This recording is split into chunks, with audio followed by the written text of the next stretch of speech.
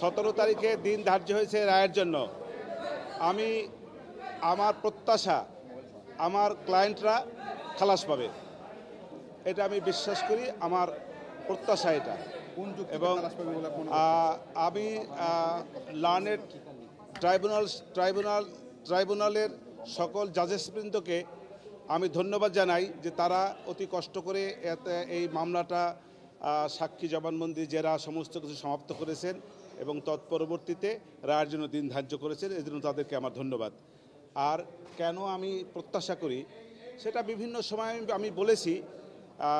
আমি মনে করি যে আমার সাক্ষীর যে সমস্ত জবানবন্দি হয়েছে তার প্রেক্ষাপটে যে সকল জেরা হয়েছে, জেরার প্রেক্ষাপটে বিভিন্ন সময়ে বিভিন্ন সাক্ষীদের কাছ থেকে আমি বিভিন্ন রকমের গুরুত্বপূর্ণ বেশ কিছু তথ্য সাক্ষীর মাধ্যমে আনতে সক্ষম হয়েছি।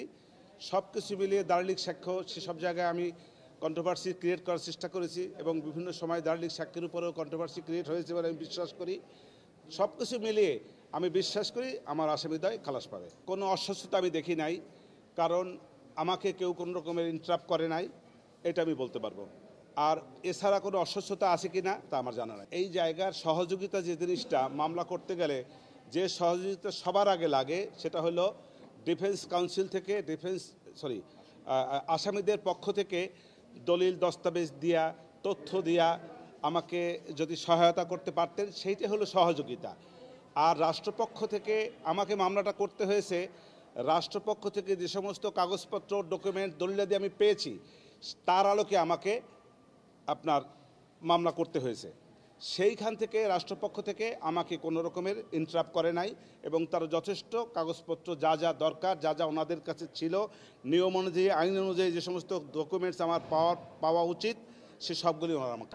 আমি আমার সীমাবদ্ধতা থেকে আমি চেষ্টা করেছি, যথেষ্ট চেষ্টা করেছি।